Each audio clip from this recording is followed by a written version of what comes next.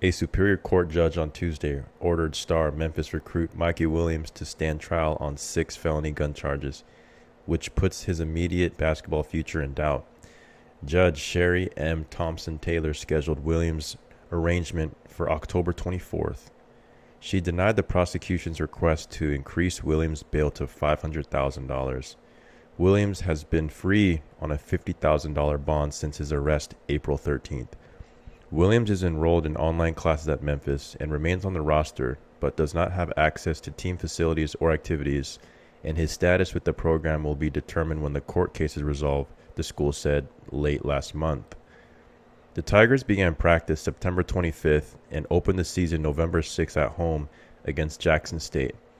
Williams, who finished his prep career at San Ysidro High School, faces 5 charges of assault with a weapon and 1 count of firing into an occupied vehicle. He could be sentenced to up to 28 years in prison if convicted on all counts.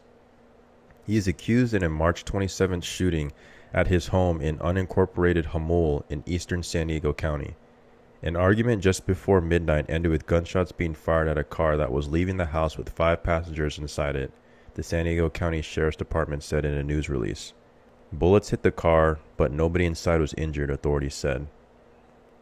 Deputy District Attorney George Maudlin said he might add more charges after testimony during Tuesday's preliminary hearing that there were 6 people in the car and after witnesses said Williams threatened them.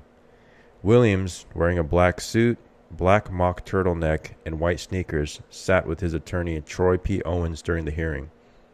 Owens and Williams declined to comment as they left the courthouse Tuesday. Owens has entered pleas of not guilty on Williams' behalf.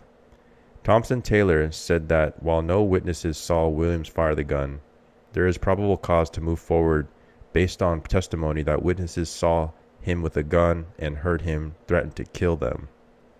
Sheriff's Detective Bradley Farr said the gun described by the witnesses was not found when a search warrant was served at Williams' home on April 13th, but that a handgun and other weapons were found. Following a morning recess, Maudlin told Thompson Taylor he had received reports from someone in the courtroom that members of the public gallery were making hand gestures and facial expressions that could have been attempts at intimidating a witness.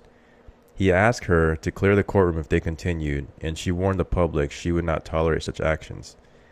Williams was one of the name, image, and likeness era's earliest stars, securing a multi-year deal with the shoe and apparel maker Puma for an undisclosed amount in 2021.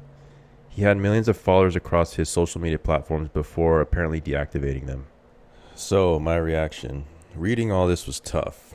There's a couple articles out there.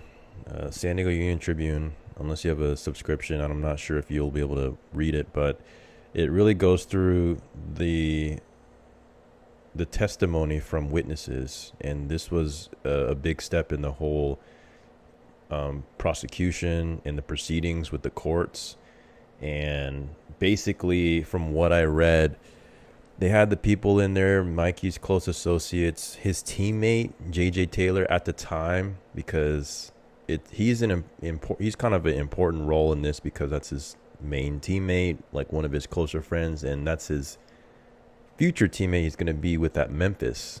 And apparently he's been sucked into this too, which sucks that anyone that is involved with this it shouldn't happen and they shouldn't be there, especially because Taylor has to be out in Memphis getting ready to play their games really soon. So he's caught up in all this, having to testify and protect his boy and whatnot. So it's a big mess.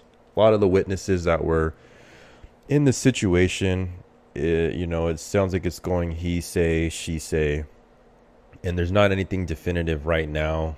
People are saying whoever was there, and I believe these are just Mikey's friends or people from the high school that went over to the house, something had happened, and no one's saying what had happened, but apparently Mikey was in distress, he was agitated, and he was making threats, talking about these people need to leave, or whoever came, you guys need to leave, I don't know who you guys are. And it was at an awkward time around the nighttime during midnight, and they were on his property, and he has rights to really have the authority to be able to regulate who's there and who's not.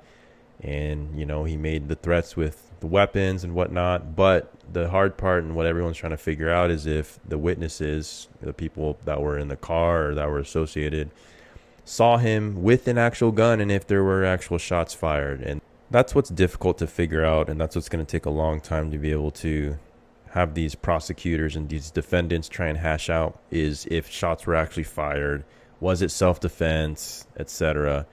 It's just a mess altogether. But the fact that Mikey has possession of these guns and it's confirmed is not a good look on him being in possession. I'm not sure how California laws are when it comes to possession and his age and if he's registered and permitted to have it, but it's just not, why have a gun? Like, you're 17 years old, like, you should be having a basketball in your house. He does, but it's just a bad look.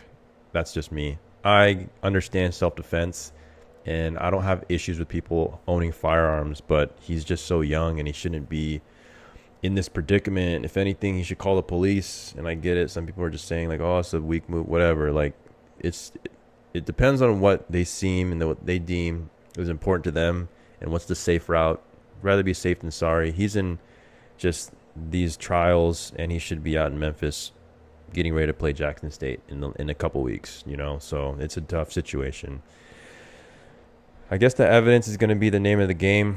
I don't know if they're going to look around his property and see if there are any bullet holes on the streets, or if the car was hit. Luckily, no individual was hit, but they got to look and see if there were. I think the bullets matching his guns and his weapons are going to be the determining factor if this goes left, and I really hope it doesn't. I really, really hope it doesn't.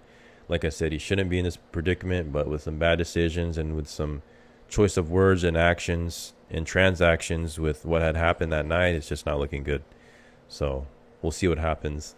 People make these videos and, you know, they're trying to get attention, but I'm looking to just update because A, I live here, and B, it's a big deal with a player as big as Mikey coming out, and with all the press that he had, and now this is happening, is just crazy news stories, you know. It's all public information. Other people are making videos about it, but this is just it sucks altogether because everybody here, hometown, San Diego, want to see him do really well and, you know, elevate and have a lot of success with everything that he's doing with his endeavors. But this is really taking a hit on his image. So we'll see. I guess the proceedings will continue in 2 weeks, October 24th. So he's going to stand trial and they have to go through this whole process. So we'll see what happens.